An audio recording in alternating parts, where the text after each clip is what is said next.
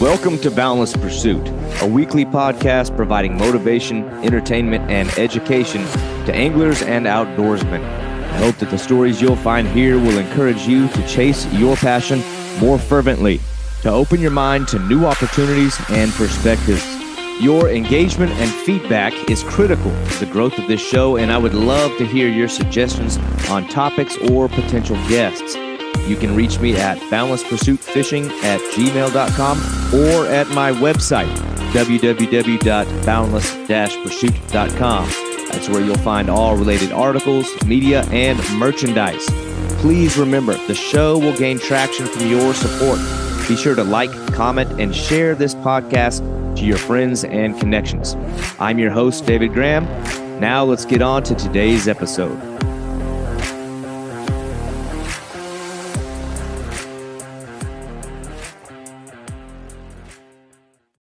You know, there are few fish, if any, more historically scorned in the U.S. than the carp.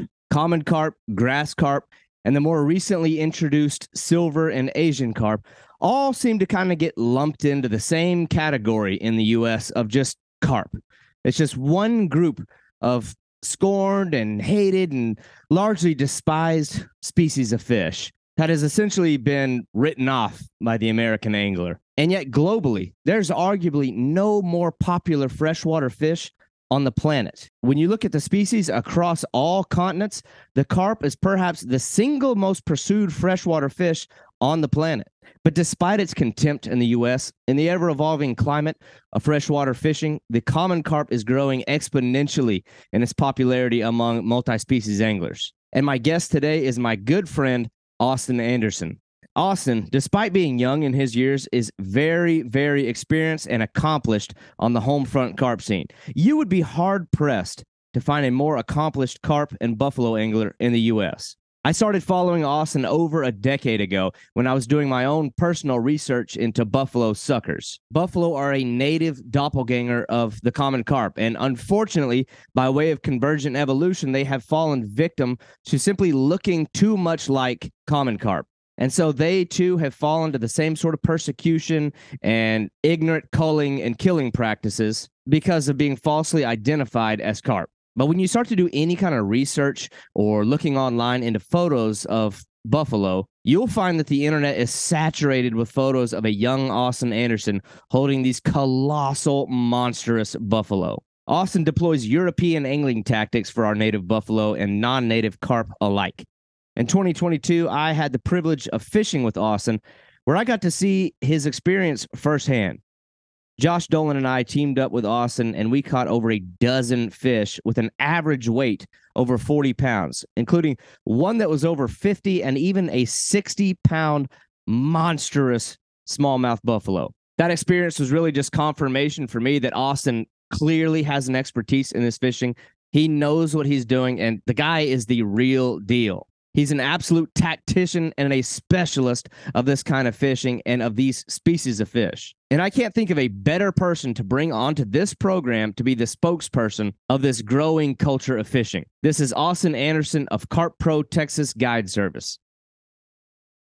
Jump into it. But all right, Austin, glad I got to get you on here. So welcome. Hope you've been all right. How's the new year going? It's going good. Thanks, David. I see you've been doing a little bit more of the bass thing lately, but you got to be getting close to like getting back into the carp and buffalo scene. Yeah, for sure. So I have another bass tournament coming up next weekend. And then after that, I'm pretty much carp trips from there on out. I got you. At least until May or so. That's when I'll slow down again. But this time of the year, our weather is just so variable. So we get, it can either be freezing cold or it's like it is today, it's 75 and sunny. So the fishing has been really just up and down, up and down. I've been out a few times carp fishing, but I just haven't been doing that well. But I'm sure, they're going to start making that push for the spawn soon. Are these guided trips you have coming up? You got some clients coming in? Or so I have this first one I have coming up is February 6th through 10th. And that's going to be a really good trip. That's a guided trip. And I'm going to try to get out maybe the weekend before that or something just to do some pre-fishing. Yeah.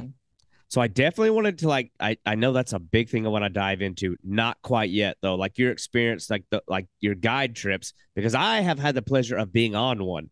And Definitely. I still tell everybody it's like one of the coolest experiences that I've ever had, especially because like my expectations, like we've known each other for a while. For sure. And I'm like, and I got like it was like the realization that your stuff wasn't bullshit. Mm-hmm. I was like, oh my gosh, this dude is the real deal. But we're gonna get into that a little bit. So for people listening, my guest today is Austin Anderson, and his specialty is carp and buffalo. But like not just going out and catching them, like the ones that you get are so preposterously big, and you've been doing it for so long, even though you're a young guy. I'm talking about we go back over a decade of me seeing you, countless numbers of these gigantic carp and buffalo every single year. And I have to sit there enviously watching you, be like, oh my gosh, look at what this guy's hauling. But I'm always curious, and this has kind of been the tone of this podcast so far, is like the origins of the angler. You know what I mean? Like, yeah. I'm always curious when I see somebody that's reached a high level, I'm like, that's awesome where you've gotten. But like, I'm always interested in knowing like where you came from. So for you, you do something that I feel is like really unique. Not a lot of people out there doing it. Not a lot of people out there doing it at the level you're doing it. Like you're very accomplished. Like, but I'm curious, how did the carp thing and buffalo begin? I mean, I guess we're going to kind of tie them two together. It's sort of like hand in hand, but I'm curious like where that all began for you. Definitely. So I grew up in Dallas, and the Dallas area, I've learned from living in a lot of other places, the Dallas area is just insanely rich in fishing spots, especially just urban fishing spots that are cool and have good depth, and there's just fish everywhere, no matter where you look. And there's a lot of fishing opportunities, but there's only, a few species that get really big around that area. One of them, blue catfish, alligator gar, but the really big misunderstood ones are the smallmouth buffalo and common carp.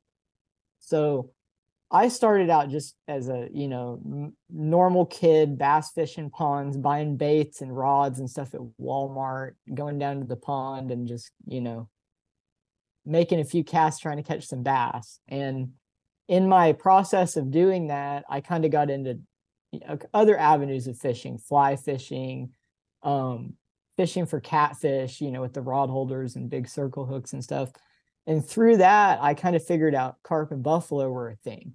Yeah. And they just fascinated me. I mean, I remember when this is probably my earliest memory of like doing any sort of carp fishing related task, is I would always, in elementary school, I would always go into the library and check this one book out. And it had it wasn't especially carp fishing, but it had a bunch of say match fishing tactics from the UK, how to fish with a feeder and how to fish with maggots and worms and stuff, catching tench and rudd and brim and all kinds of fish like that.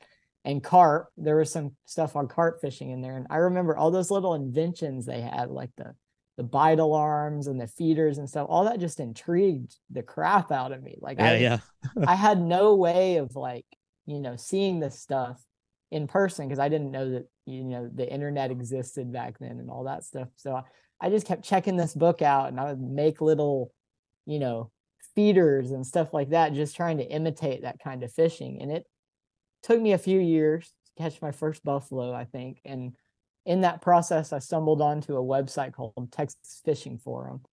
And that's a huge resource. It doesn't matter where you fish, you've probably come up with the TFF in some kind of search result, because people have talked about so many great, fishing tips, locations, all sorts of stuff throughout the 15 plus years that forum's been there. So I found it on Google, and that pretty much set it on fire for me. I was just, I remember I made my own rod pod, and I was making stuff out of gardening tools. I'm about to say, how high end did that thing look? Not high end at all, obviously. But I mean, didn't have a lot of money to work with back then. But I just, kind of got into it the old fashioned way. Mm-hmm. But the more and more I got into it, the cooler those fish seemed to me. I was still fishing, spring rod holders and 6-foot Zebcos in the air, with a Carolina rig and like 2 pieces of sweet corn. And I remember I caught my first 20-pound carp doing that. I used to fish at this little canal behind my house, and I had like stone on the sides, and people would like throw bread in the water for the ducks, and the carp would eat it. Yeah. And I caught a 20-pound carp out of there. And I remember like, sitting back on the bank, just kind of chilling with some friends and seeing that rod just bend over and just that drag singing. I never looked back at that point. That was just like, it's funny when you paint those mental images, because there's some fish that I don't remember like what my first encounter with them was, but I very vividly remember the first time that I saw a carp.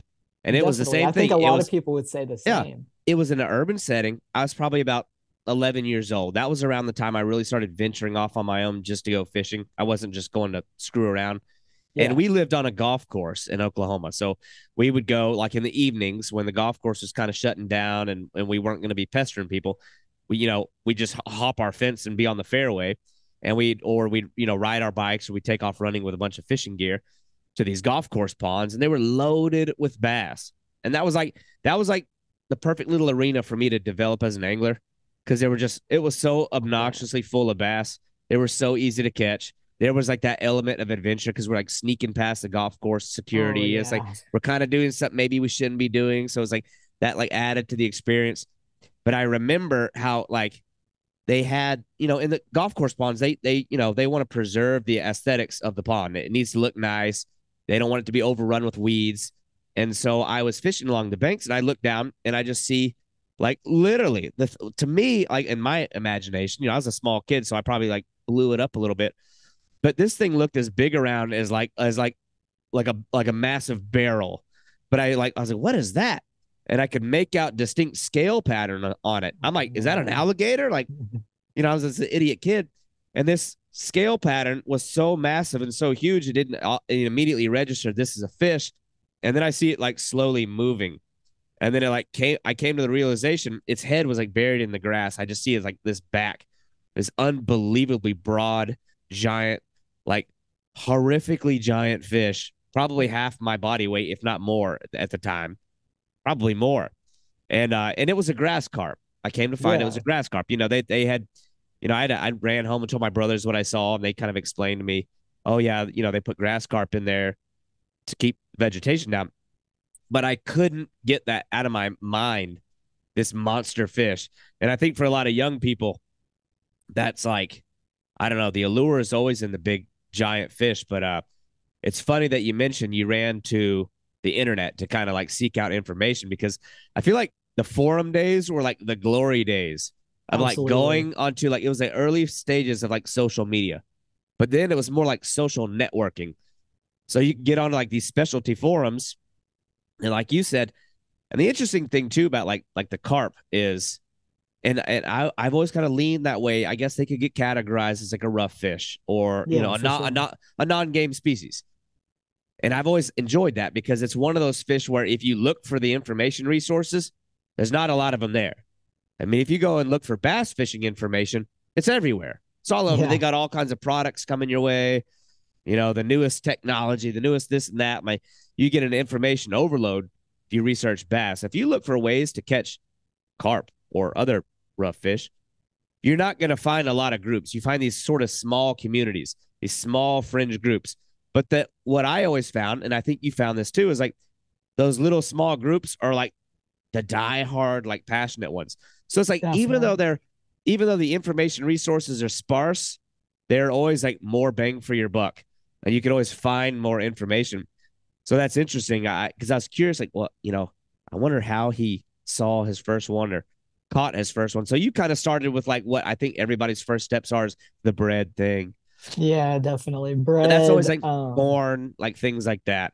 Exactly. And I wasn't even into like chumming a spot at first. I would just go out there and, throw 3 rods out with just corn, and, see what they're biting, see if they wanted the strawberry corn, the orange corn, or the plain.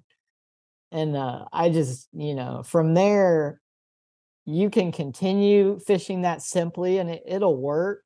But to get the really big ones, I've learned you have to get just very, very in depth. And right. Now that's something I know that you have kind of begun to crack the code. I mean, pretty much cracked the code on. But I'm also curious too, like just staying in that early phases part of your time as an angler. I know that inevitably, when you first saw carp, became interested in carp, wanted to pursue that, did you encounter, like, I don't know, the pushback that I think comes with, sure. Well, you don't want to catch carp because this. I mean, because I'm always curious, because I feel like a lot of young guys hit that wall and they stop. Definitely. They accept that as truth. So just I'm curious. I've dealt with that so much. Yeah. People don't see that side, but I deal with it all the time. Really, my family got me into fishing, but my parents don't really fish much. My dad tried to take me a few times, but my grandpa was the one who got me just really immersed in it. When I was, I think, about 7 years old, they bought some property up near Lake Texoma. So I grew up every weekend going up to there. They had about 80 acres up there. And they had a pond on that property. And I was all over that pond fishing almost every single day. There were big catfish and stuff in there. Mm-hmm. But we would also take the boat to Lake Texoma. And I remember all the time just seeing buffalo. The buffalo just would cruise up along the bank in that lake. The water's pretty clear. I remember everyone telling me those are trash fish. You don't want to fish for those. Yeah. Especially when I got into kind of more seriously targeting buffalo. My dad is the biggest. It's the funniest thing, but he is the biggest naysayer of buffalo and carp. Yeah. He cannot stand that I fish for him, and he can't stand that I guide for him full time. But I think that's hilarious. I mean, it's not going to stop me, but all the time he's telling me, "Why are you fishing for carp?" Like, he still just doesn't get the level that I'm at with the carp fishing. And he doesn't get that, like, how much money people will pay to come over here. And, I know people that want to do their own thing and they don't really want to hire a guide. And they'll come over here and literally buy an entire set of carp fishing equipment and just go fishing for a couple of weeks or something. Oh my God. And then sell it all and go back. Yeah, I know that culture of anglers is like die hard, like as passionate as any other group of anglers as there are. The carp culture is like really a deep, I don't know, it's a massive whole other underworld of fishing. For sure. And there's many different parts of it. I mean, you got the Pay Lakers in several states, and I mean, some of them 5-6 generations of anglers have been going and fishing the same couple of lakes. So you can imagine how just tight knit they are, and how much carp fishing runs in their blood. Yeah. So now I know, like, I'm going to have, some people who listen to this that are from Florida, or they're from, I don't know, areas where buffalo don't exist. So there's going to be people listening that are like, all right, I know what a carp is, but they keep talking about this buffalo. Like, what the hell is buffalo? I feel like it's like it's like one of our hidden treasures in this country. So, like, you're kind of like the specialist of that fish, but just explain people what a buffalo is, like what they look like, what family of fish are they in, like just a description of what we're talking about here. Definitely. So everybody knows what a carp looks like, a common carp, which are the ones with the whiskers, that they're gold in color, orange tail. Pretty much anyone's seen a carp, but buffalo, people will call them other fish, they'll call them drum or call them carp, but the real name is a buffalo. There's 3 different kinds of them. There's a smallmouth buffalo, a big mouth buffalo, and a black buffalo. They all look pretty similar. They all grow over 20 pounds. Most of them grow, 60, 70 pounds. Right, because that's what I'm curious about. Some of them grow over 100. Right, so, yeah, these things top out. And that's like, I know that's kind of like the easy pitch or the easy sell if you want to kind of like garner people's like interest. Like, if you really want to catch that ear and then fill in the rest of the details, it's like you kind of hit them with that big banger. Like, hey, here's a fish that can get over 100 pounds. What? And then you start hitting them with all the little details. But yeah, so it's interesting though, and it's almost kind of sad that they look like carp. But I'm just curious, like, well, I mean, they look the same. They seem like they kind of eat similar things, but like, what's the real difference? So mainly is color. They're gray in color, but also it's kind of convergent evolution with carp and buffalo, because carp are found, native to Asia and the Middle East. Buffalo are native to the United States. They go as far west as Arizona, as far north as like Michigan and Minnesota, and then as far east as the Carolinas. They don't really go into Florida as much, but definitely Georgia, Mississippi, all the southern states, and obviously Texas. We have tons of them. They get some of the biggest ones in the world live in Texas. Yeah. Now that's interesting. And also, they're part of the sucker family, which includes red horses, carp suckers, all these different fish that look kind of like carp, but they're not carp. But buffalo are the largest members of that family. So they get, they're the only one that gets over 40 pounds in the sucker family, which is really neat. And it's really cool because even as large as buffalo are, their mouth may only be that big at the largest. Sometimes their mouth is the size of a quarter and they're over 50 pounds. It's just amazing. So that means you have to fish for them a very special way. You have to use very small hooks. It's like no other kind of fishing. You're not setting the hook because their mouths are very rubbery. They suck bait in on the bottom, so you can't just cast and retrieve and catch them. You have to actually like let your bait sit for a very long period of time sometime. Right. Now, that was always kind of the thing that impressed me about that fish. Like, okay, they're big and they're strong, but they sustain these immense sizes. I mean, when you think about freshwater fish in North America, it's just like it doesn't really register to the common person to see a fish that big in freshwater. So, you ask even people who have like dabbled in fishing in freshwater, they could at least rattle off like, well, what are the biggest fish in freshwater? And they might say, oh, well, you got some catfish and you got alligator gar and you got sturgeon. But I feel like the buffalo is consistently the one that gets like sort of forgotten. Definitely. But like they hold their own on that like category of the giant freshwater fish. But what's interesting to me though is like you think about a catfish or you think about an alligator gar. These are large, like big giant animals that are eating large meals.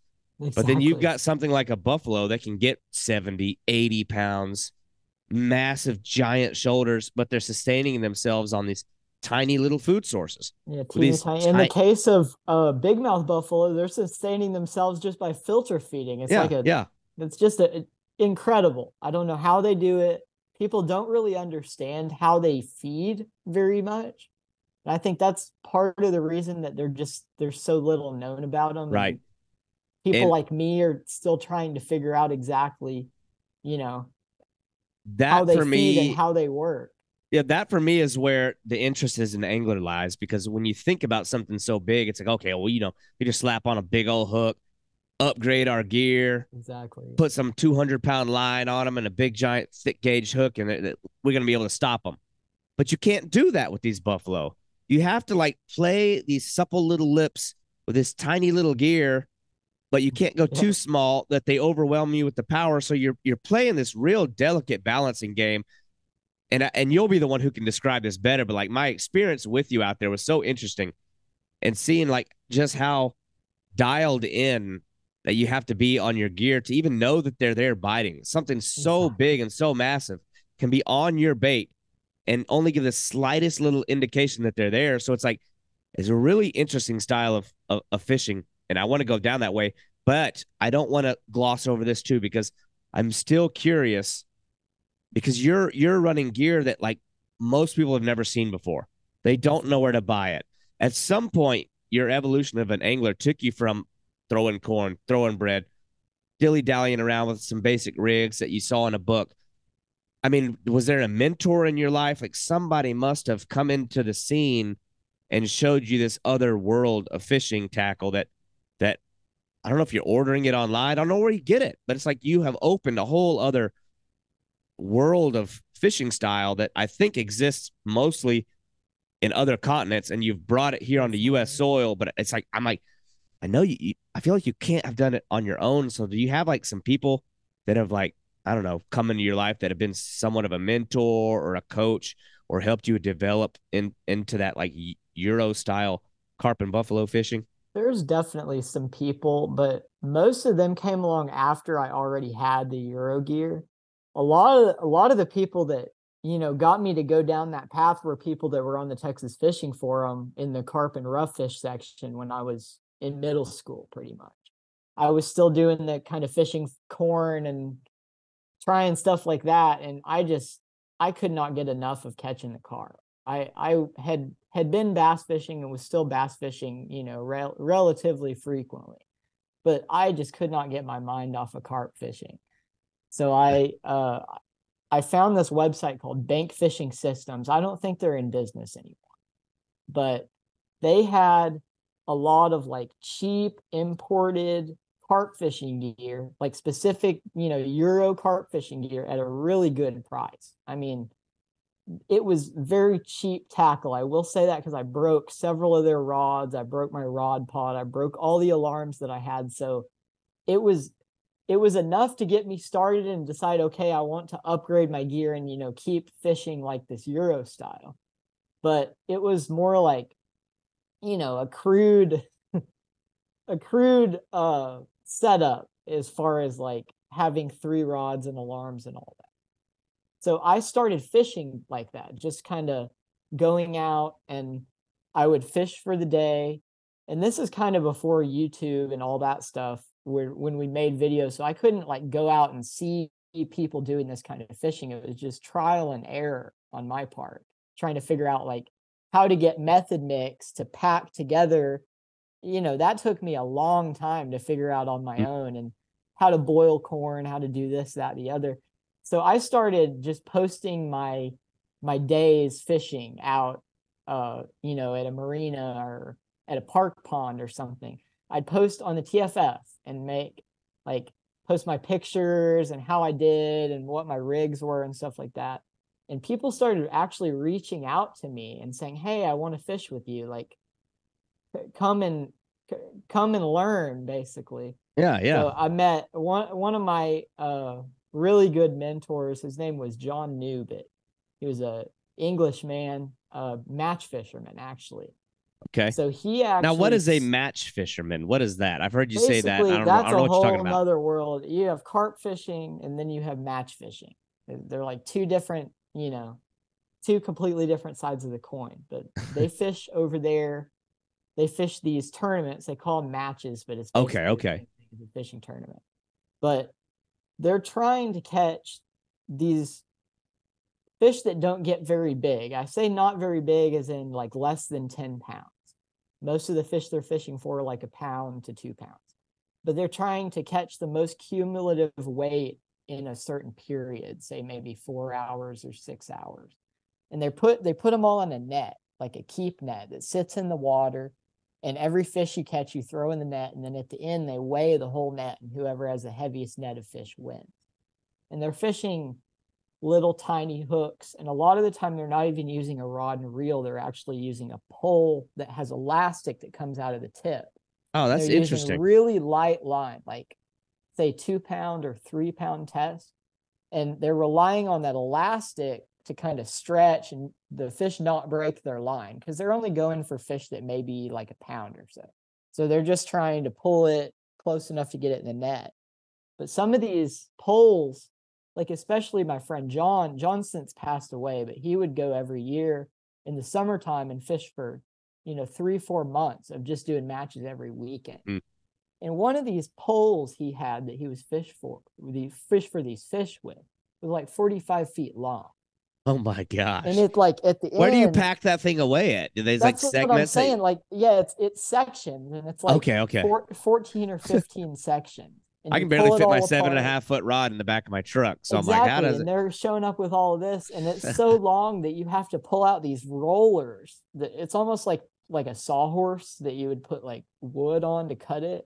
but it has like a roller on the top, and he puts like 3-4 of them out to put so he's pulling the pole back to try to land the fish, and he has to put it back so far that, there's a roller 20 foot behind him so it doesn't break the pole, sliding into the brush. And then you pop the end off, and that's the one you fight the fish on. And then you just pull it into the net. But match fishing, there's such a huge following on it. They do it in a lot of countries. There's even a U.S. Olympic match fishing team. So it's a big deal in a lot of countries, but it's very similar to carp fishing because you use the same sort of baits. They use a lot of maggots. They use ground bait, which is very similar to the pack bait we use over here. Yeah. They use a lot of like sweet corn, cut up meat, stuff like that, maggots. So that, as I was talking about that book a while ago, that sort of fishing intrigued me. And I had never actually seen John post on the forum. I had just heard of this guy through other people that he was kind of around. Yeah. So I had posted on the forum, hey, I pre-baited this spot. I'm going to be here all day. If you want to come fish with me, come on by. So this was still before I was driving. So my mom is such a patient person, but she, for years and years, would take me to ponds and drop me off. And then I would call her and say, I want to move spots. And she would move me somewhere else. And then that evolved into showing up at a pond and unloading enough gear to sit there for 3 days. And I'm only sitting there for maybe 3-4 hours with the carp fishing because it takes so much gear. Right. But I remember my mom dropped me off and pretty much left me out at this marina. And then I see this car drive up, and I'm like, who the heck is this? And it's John. And John just gets out of his car. He's like, hello. He's from Northern England. So very, very British accent. He sounds, very proper. He's a big guy. So it could be a very intimidating encounter if he hadn't been such a nice guy and so helpful and wanted to get me into, carp fishing the way it's supposed to be done. So he taught me a lot of things, rigs and baits and all sorts of stuff that they used over there that I had never heard of. Things like using the hair rig and stuff like that. And I remember that day with him, I don't know what had happened. I think I had pre-baited the spot, but we had a really good day of fishing, and I had ended up I broke my PB common that day, my PB mirror, and my PB buff. Oh, and nice. I think the mirror was like 19 pounds. And then the buff was like 21, and then the carp was 24. So they were all relatively, you say big fish coming from a bass fishing perspective, but not really big. Right. If you're, talking about carp fishing, because we regularly catch 40 pounders. Yeah.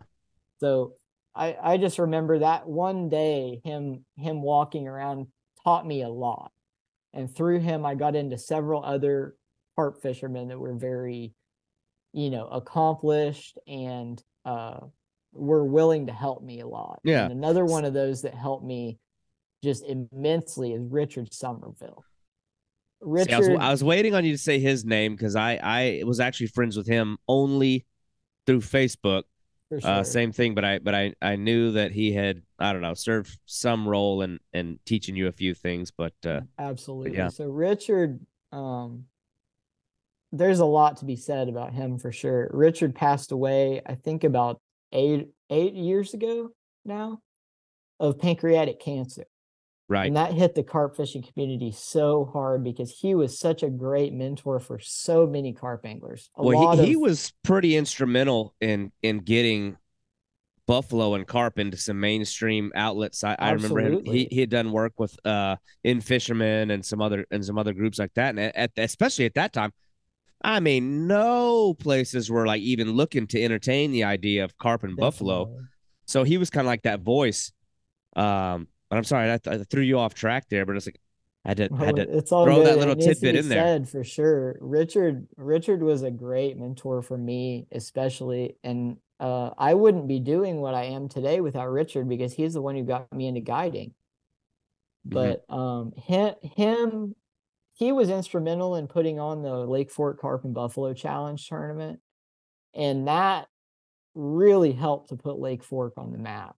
I mean, that's the main reason I'm guiding there is still just reverberations from that tournament. People are still finding pictures and coming up with my guide service just because of, you know, pictures that were posted 10 years ago now, which is really amazing. Yeah, I remember when it was about a decade ago, maybe a little more, when I was really first starting to like entertain this idea of the bigger carp, the bigger buffalo. I mean, I was living out there in Oklahoma, and I was fishing around Oklahoma, Texas, Arkansas area. So I knew that I was nearby. But there was a period, and it is even still today, but especially more so back then, you could not like Google buffalo fishing, carp fishing, like American carp fishing, buffalo, whatever. You know, I'm scrolling, and I'm like, oh, that little, you know, that young guy got a huge one. And then I keep scrolling.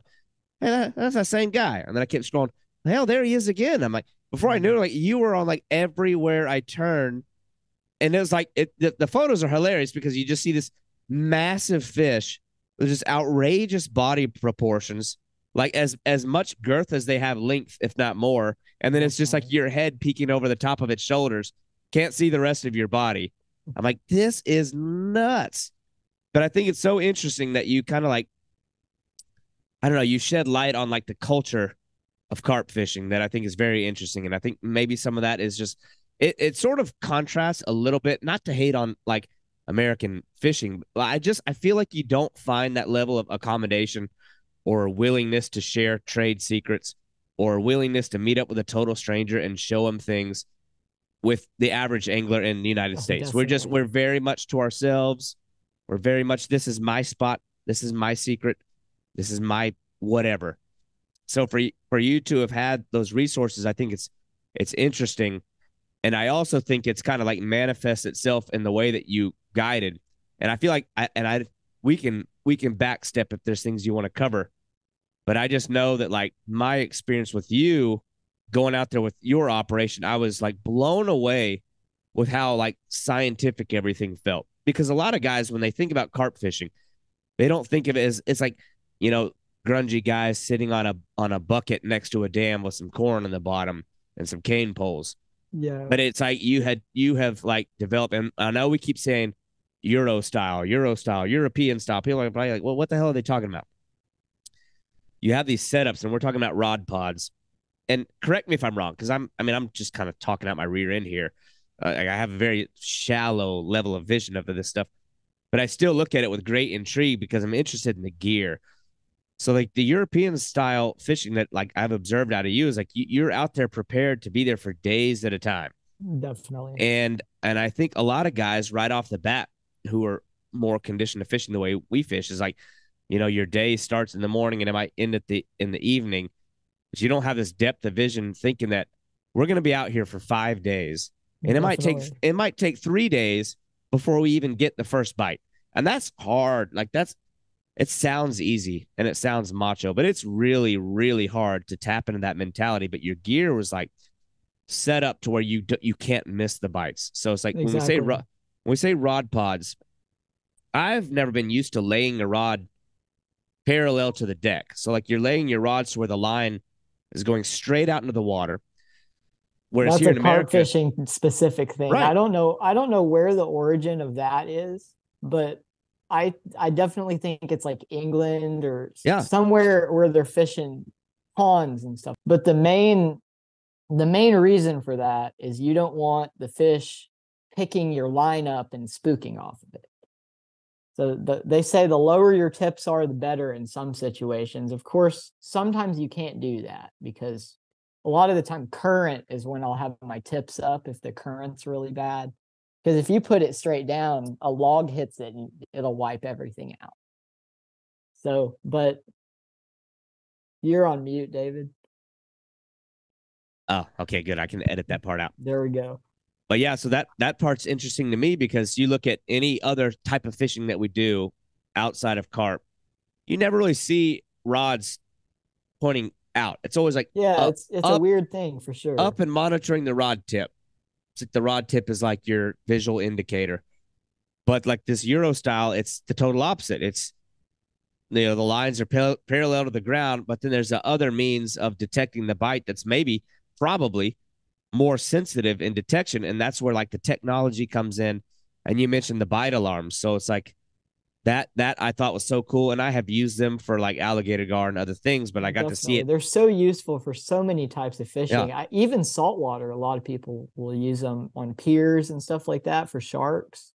It's great. Sharks and redfish, especially down here in South Texas. I've used my carp setup for redfish. Works excellent. Right. That's funny. They even take some of the same baits. I bet you could catch one on a boilie. Well, I know they work really, really well for the gar because you kind of have to let them run with the bait for a while anyway. Absolutely. So it's like, it's almost tailor made for that. But I do recall like the experience, like, and I hate to say it, and it's just a lack of discipline and a lack of experience. But when we got out there, and the wind is blowing in our face, the water's just chocolate milk. I mean, we were facing directly into like 30-mile-an-hour, maybe even got worse at one point. Rain, wind, muddy, chopped up water. I mean, we getting sandblasted. Yeah, and we went, what was it? At least a full like 12, maybe 24 straight hours with nothing. And I had been there for 2 days at that point, so I think it was 4 full days of fishing before we got the first bite. But I remember thinking, I was like, internally, I was like, oh man, this sucks. Like we're in the wrong spot. Like this is no good. It was going through our heads for sure. Yeah. We were even packing gear up when we caught the first fish. We were thinking, oh man, we're gonna have to move all of this. Well, when you've been there for 4 days, you can imagine you have a huge setup. Yeah. We got tents, we got cooking equipment, we got all the baits you could imagine.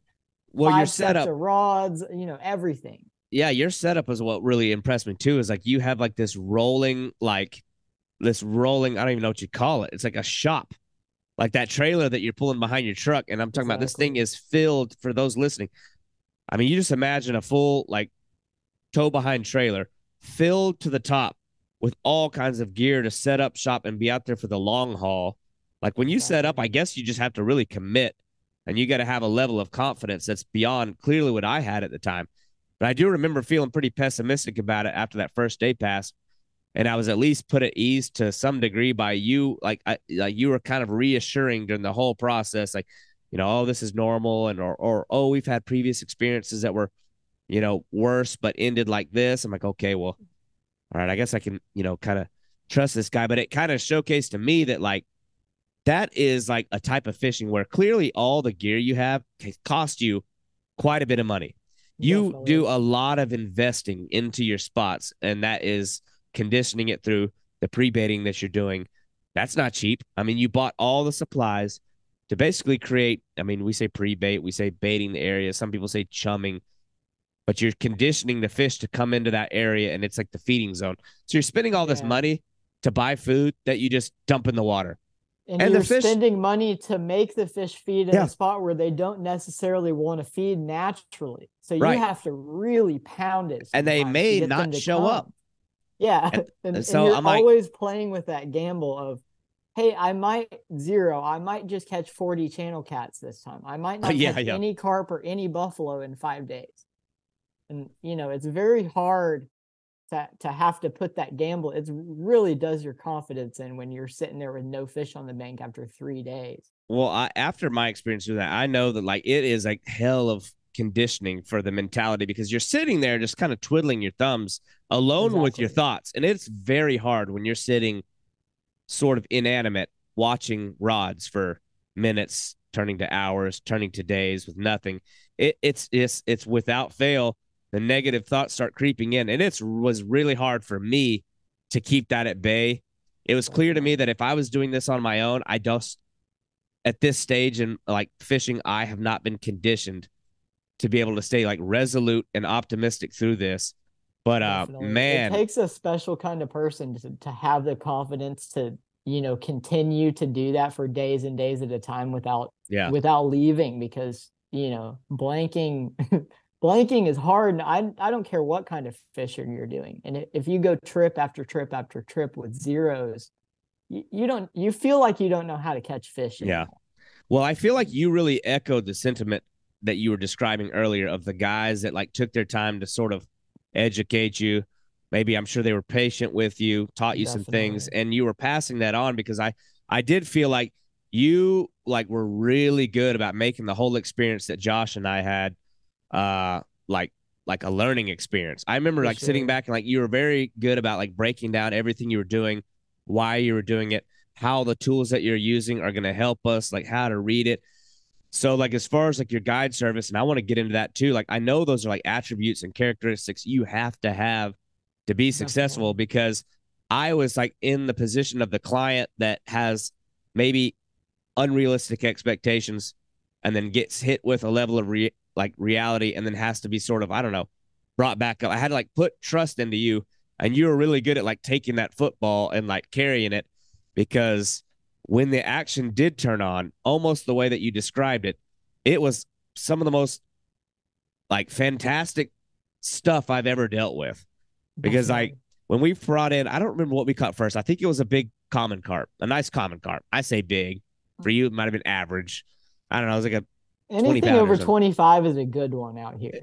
Yeah, well, I mean, I loved it, but then so ultimately, because we don't, people can read about that story. I wrote about it very much in detail on my website, but for sure, we ended up catching, I don't know, over a dozen fish. And I think we calculated, we kept very much track of everything we were catching. And out of over a dozen fish, the average total weight was over 40 pounds.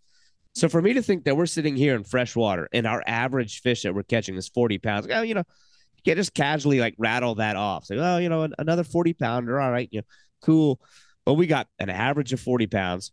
We got fish over 50 pounds. And then you ended up pulling that monstrosity fish that was over 60 pounds. Yeah. And I couldn't believe that, like, out of all these years that I've known you, seeing all these photos of you, I get to see it like in picture. I'm like, this dude is the real deal. Like, he's really doing this. And I can see like where like the passion comes from, because it's like you almost need that sort of like negativity at the beginning to make the successful part like way sweeter.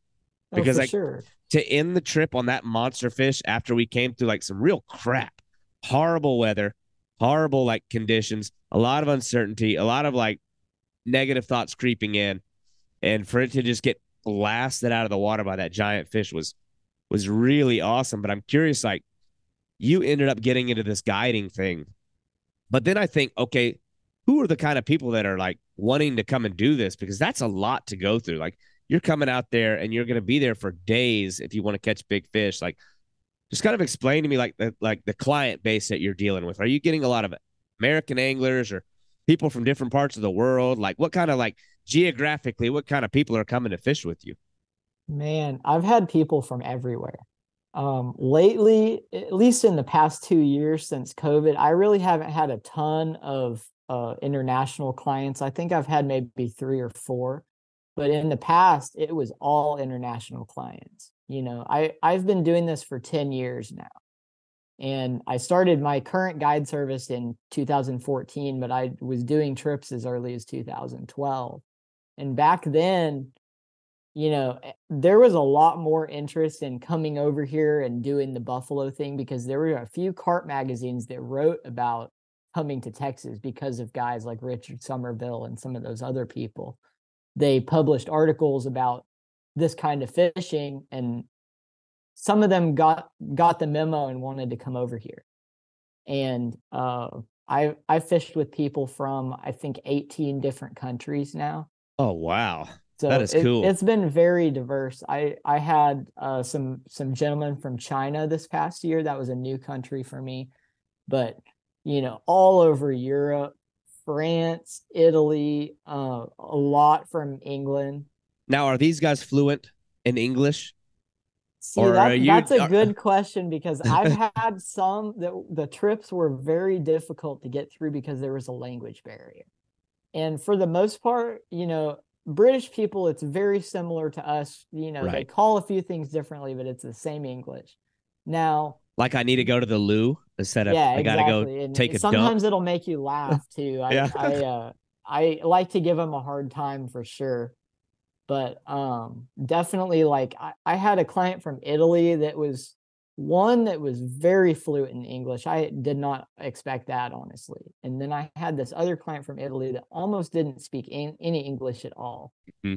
And, you know, I don't even think we could communicate an entire sentence in the whole, I think we were fishing together for 3 days. But wow. Carp fishing is just, you know, a universal language. It doesn't matter what culture you're in, what nationality you are. Everybody has some sort of fishing that they enjoy, and we can find common ground on that. And it was just cool, you know, him talking about his gear, and even him not even speaking English, I could understand, you know, okay, he's talking about this Shimano reel and this rod that's made for carp fishing that's 14 feet long. It's like you can just pick up on little pieces of knowledge that they share with you. Yeah. It ends up working out great. I had another trip with some Dutch guys, and that was a really fun trip because one of them spoke less English than the other one, but they spoke enough English to get the point across. But the funny thing about that trip was they were just mispronouncing everything. Yeah. And it was so funny. And I still, to this day, I make this joke, but there was you know, you went to Lake Fork. So you drove around those little county roads.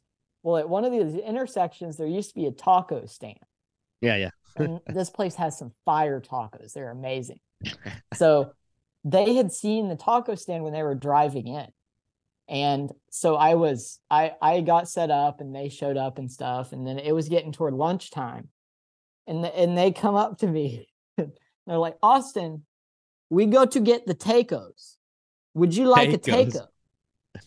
And I just start dying laughing. And they're like, how many tacos? Would you like 1 or 2 tacos? And I'm just like, you know, almost peeing myself laughing by this point. And I couldn't correct them. So for 3 days, every time there's a meal time, they're like, we go to get more tacos. Yeah. Oh man. So to this day, every time I see a taco stand, I'm saying, let's go get some tacos. Well, I always admire, just, you know, I always admire that about guys who do this, you know, professionally, or even as just like supplemental income or anything where you're like taking strangers out to fish with them, like the different kind of like skills you have to have just as far as like ensuring that they're entertained, ensuring that the experience is like something that they like, they're being educated, they're being entertained, they're being kept motivated. You gotta battle not only your own pessimism, but you gotta work against theirs.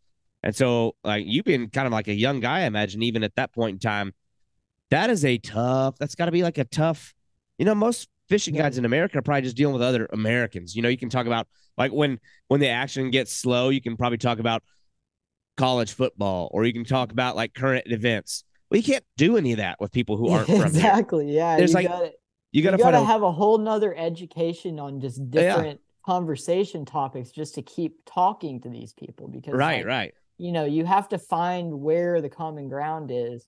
And thankfully fishing, you get 2 fishermen in the room, they're going to find some common ground to talk about. Yeah. And it's probably going to be a very long conversation. So that helps a lot. But, you know, they ask me all sorts of questions, and sometimes I don't have the answer to them. They're just like, you know, a lot. American politics comes up a lot. And I prefer not to get into politics, especially on my guide trips. But, you know, the British love asking those type of questions. So I definitely entertain a few of those.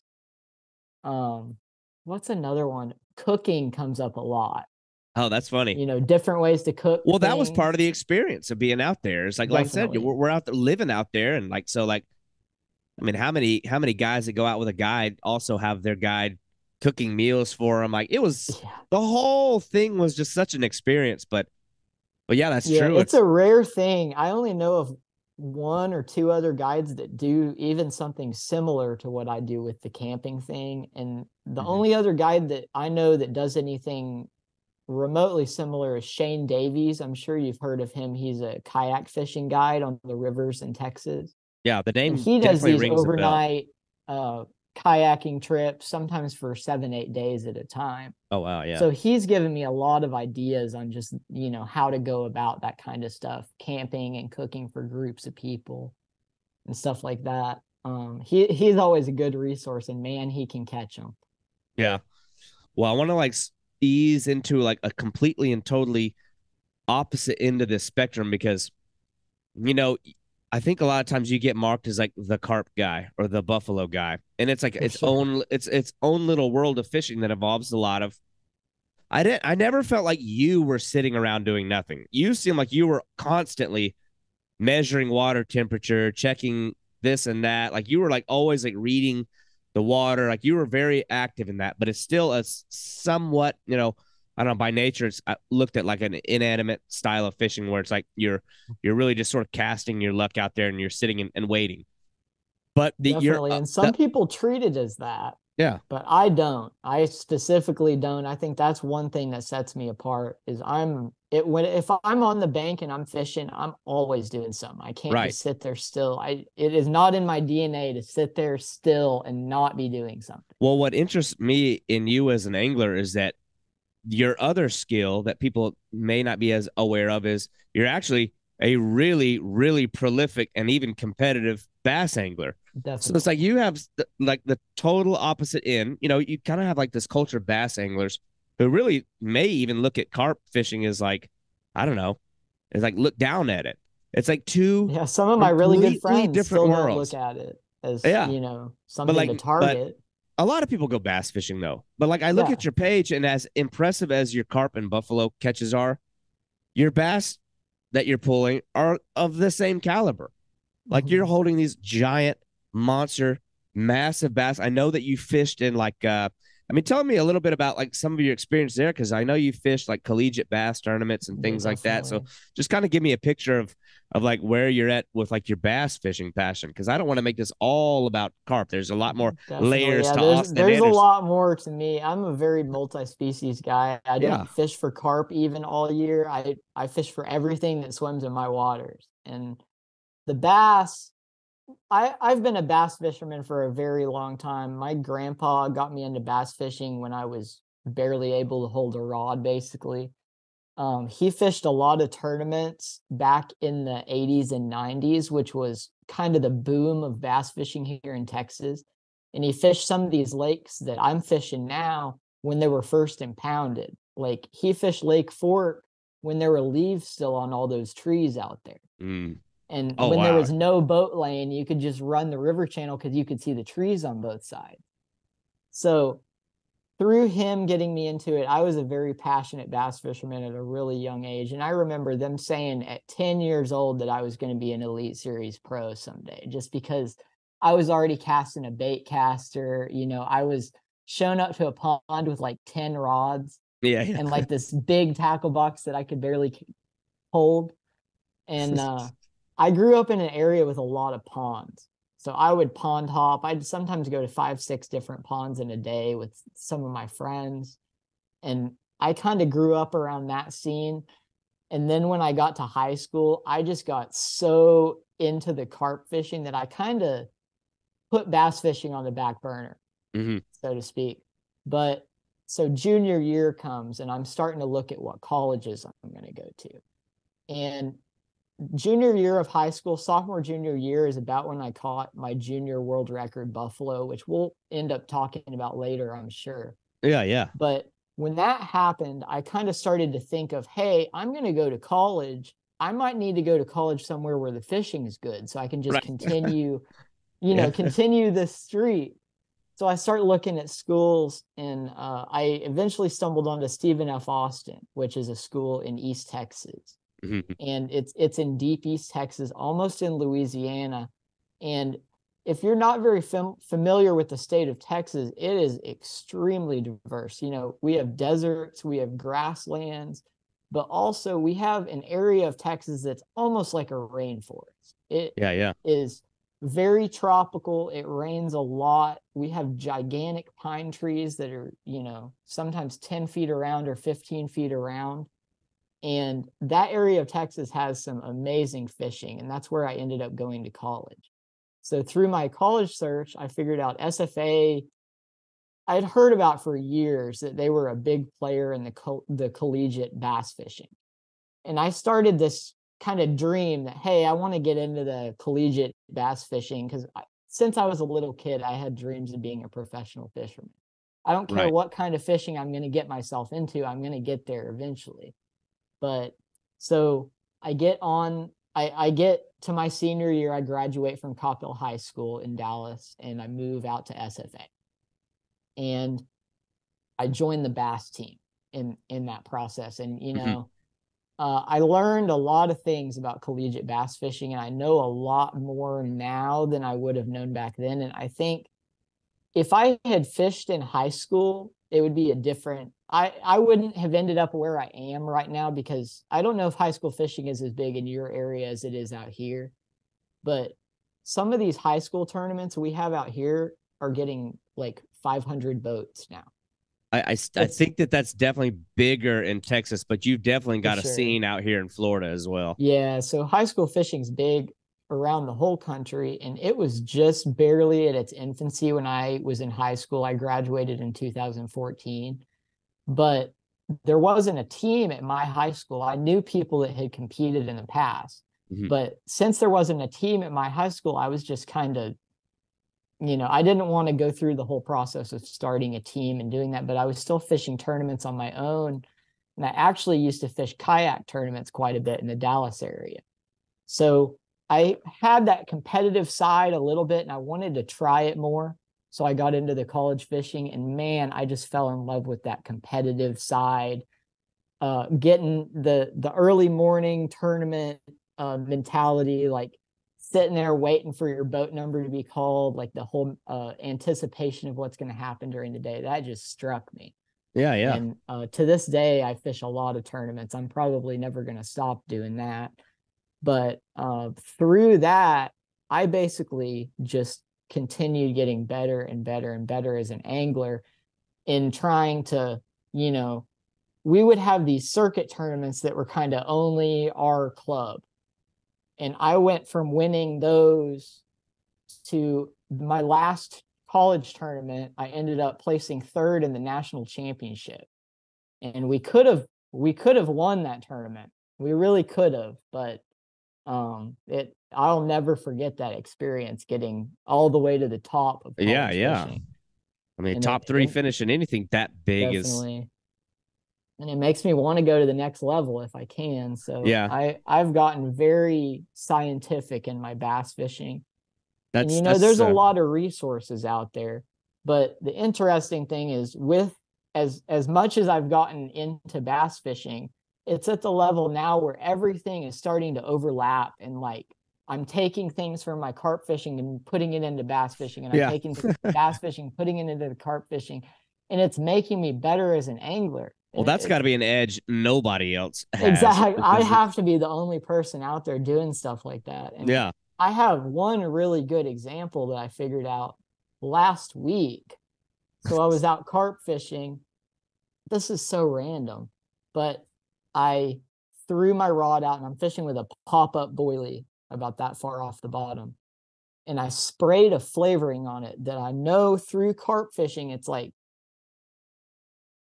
some chemical inside this flavoring makes it good in cold water, like really cold water. Like the water temp is probably in the 40s. Right don't give your secrets away now. I'm not going to give away. I know you're smarter than that. Yeah. But so us carp anglers will use alcohol-based flavors when the water's cold. Like alcohol, something about the way the alcohol disperses in the water is better than like some of these other blends of esters and stuff that they put in these flavors.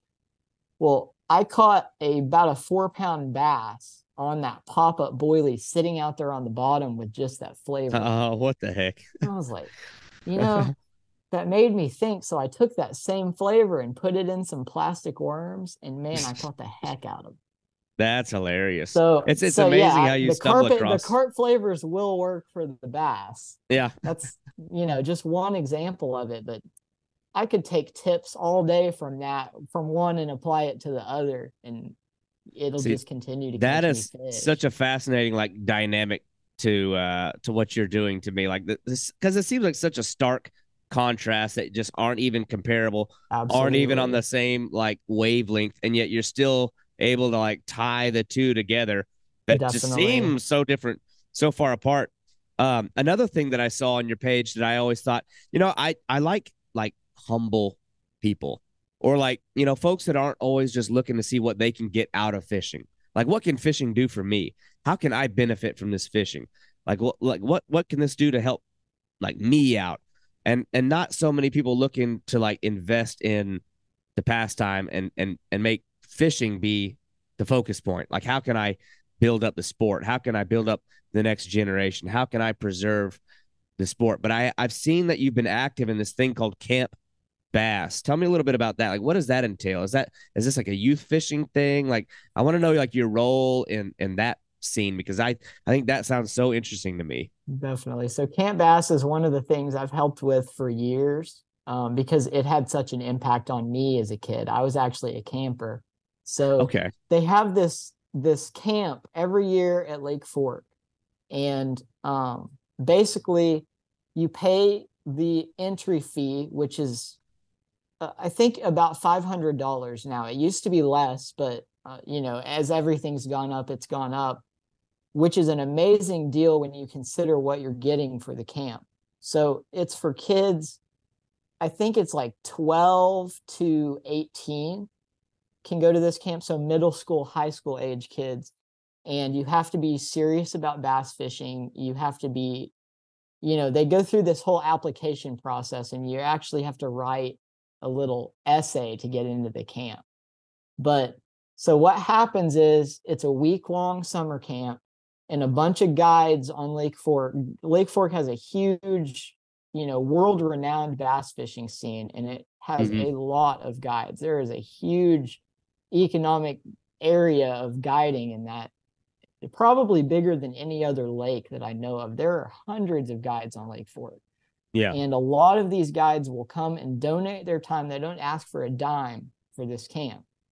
And each day they'll take two campers, two of these young kids, and they'll usually pair them by age group and skill level. And they'll get to fish with a guide for free for 4 different days at Lake Fork, fishing for, some of the biggest bass out there. And also they get to go on different trips that are learning about the fishing industry in the area.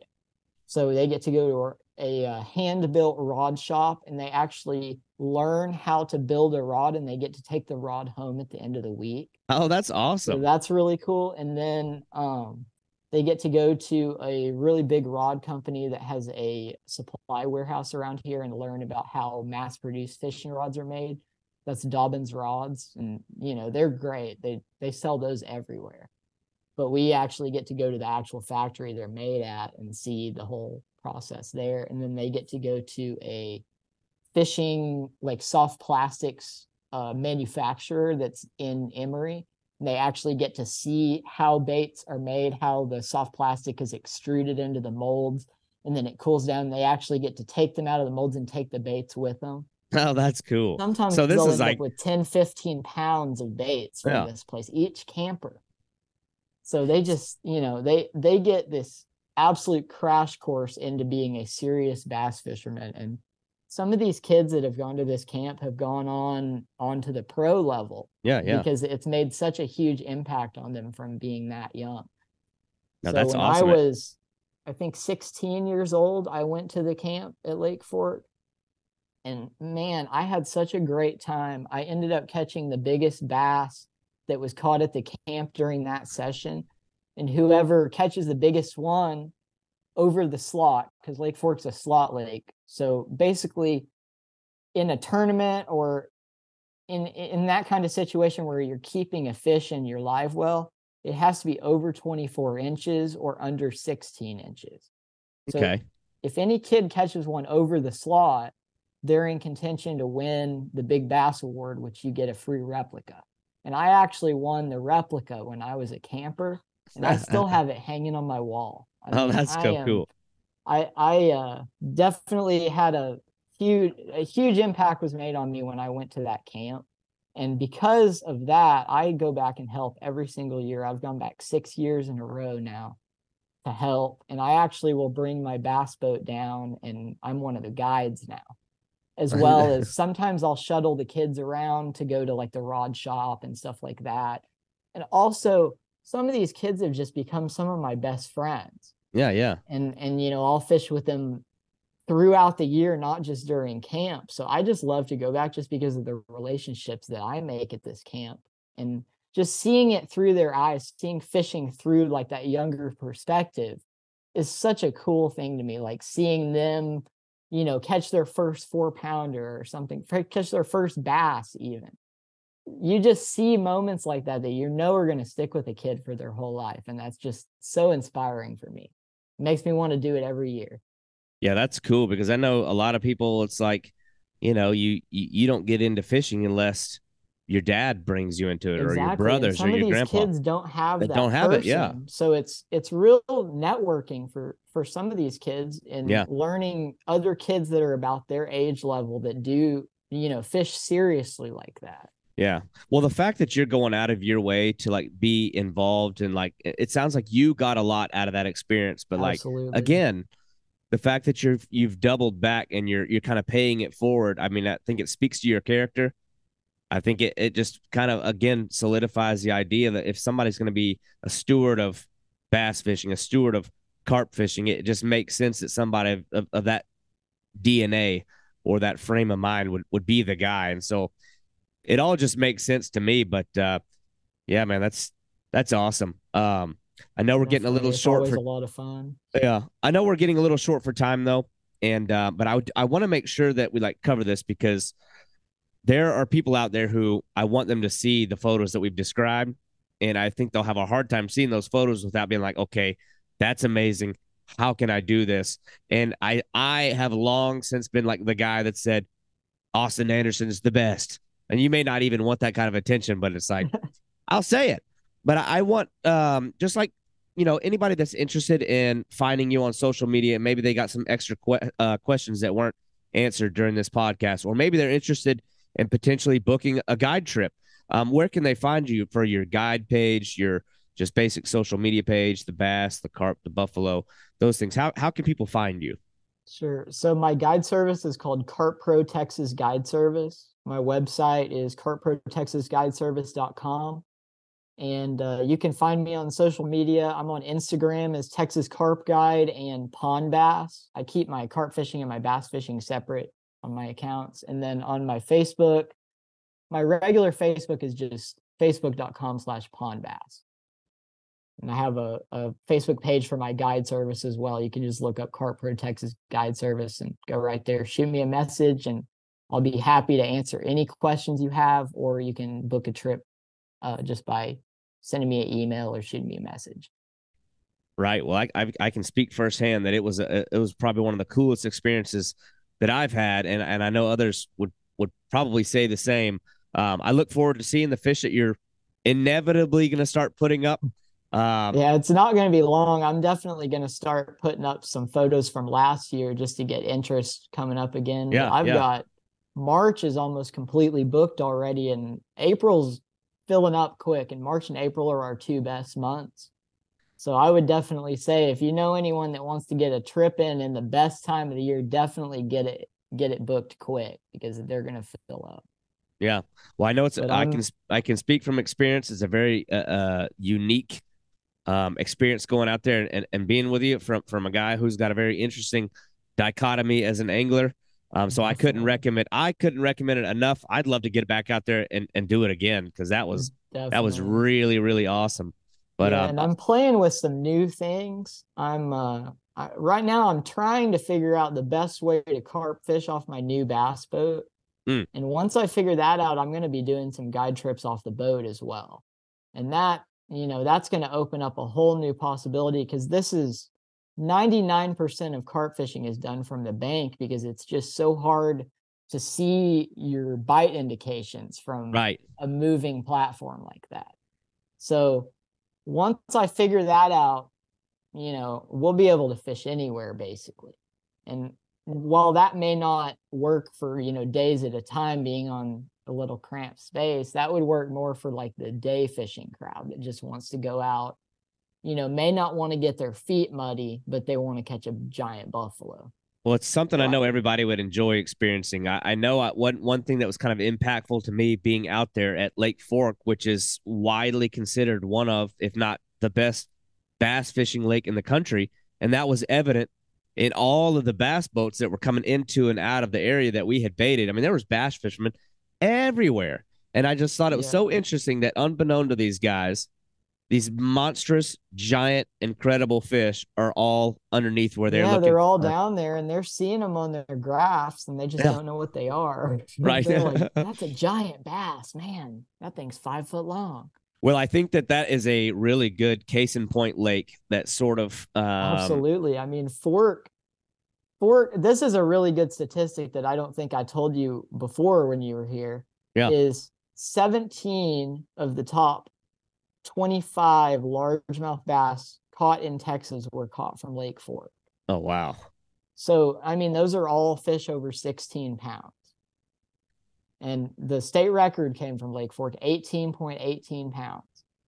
And Fork has got phenomenal carp and buffalo fishing. So if you say that in some way is negatively impacting the bass fishing, that argument goes completely out the window for Lake Fork. I thought that was such a good selling point, that location. Absolutely. That ironically the fish that should be so destructive and have been there for quite some time, if I'm not mistaken. They were there before the bass were there. Now that is amazing. They dammed that creek. The creek that Lake Fork is built on flows into the Sabine River. Yeah. So all the fish communities that were in the Sabine ended up in that lake, and the carp and buffalo stocks that started in that lake came from that initial stocking. And then we've figured out there's another really interesting phenomenon that's happened at Lake Fork because of the bass fishing that's created a excellent carp fishing opportunity that really you don't have anywhere else in Texas as far as catching mirror carp.